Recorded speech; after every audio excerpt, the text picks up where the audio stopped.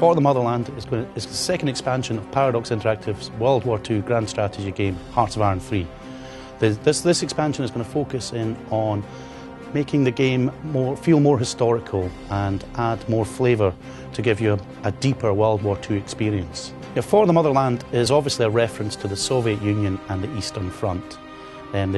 One of the parts of the game that's, should we say, not done as well as it could be done is the partisan warfare that was seen a lot on the Eastern Front. So one of the things we're going to add into For the Motherland is a new partisan warfare system where you build your own partisan units, parachute them behind enemy lines and move them around to sabotage supply lines and things like this.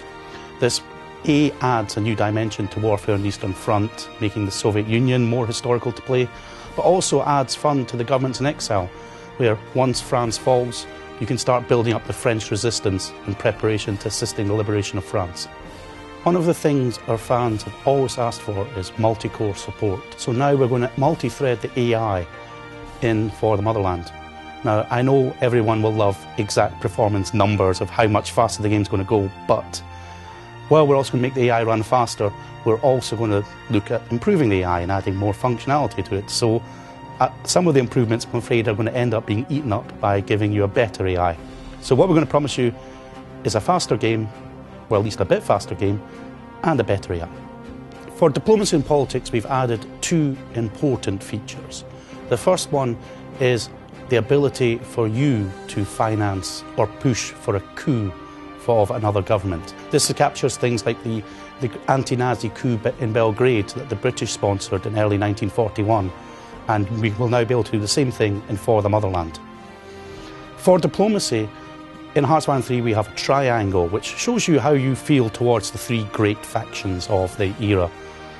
And it captures a lot of things very nicely. Where the problems with the system begin is countries like Finland, who are also democracies, also quite like the Allies, but want to recover lost Finnish territory from the Soviet Union. And under our current system we can't quite get the dynamic of Finland properly. So now we're going to add a new system of war goals, which we're going to lift from Victoria.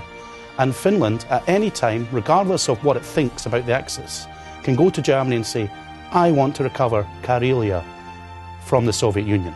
And if Germany says yes, Finland will move into the Axis camp and be ready to join the war, but won't until Germany attacks the Soviet Union. And making diplomacy more historical. Countries that wanted to recover territory will naturally join the Axis and fight to restore their national honour. The theatre system in Hearts of Iron 3 is one of these features that people really love. This ability to, hand control over a part of the war to the AI, allowing you to focus in on what's important to you. But obviously, with anything, we always seek to improve. So what we're going to do is we're going to create a new theatre interface, which is going to provide you with long-term strategic requirements that you want, allowing you to plan your building better to get more out of your theatres. We're going to add an additional theatre, your strategic reserve, where you can, when you build divisions, you can just put them into that theatre and they'll be ready. So when a theatre says, I need 5 new infantry divisions, you can just press a button and they'll be withdrawn from the strategic reserve and given to the theatre straight away. This will make the theatres easier to use, make the information you get from them more useful, and will also allow you to have more confidence in using these theatres because they should perform a lot better. One of the fun things about being a game designer is you can pick features that matter to you and very personal, and maybe not huge in the grand scheme of things. And one of the features is the Undeclared war. My grandfather served in World War II on destroyers and was actually on the Arctic convoys and the Atlantic convoys for a large period of the war. By middle of 1941, Britain had lost a lot of naval units, and at the same time Japan was starting to get frisky in the Pacific, so Britain needed to withdraw fleet units to the Far East, as well as fight convoys and fight Italy. So the Royal Navy was seriously overstretched. Roosevelt decided that this would not do and launched what became known as the Undeclared War.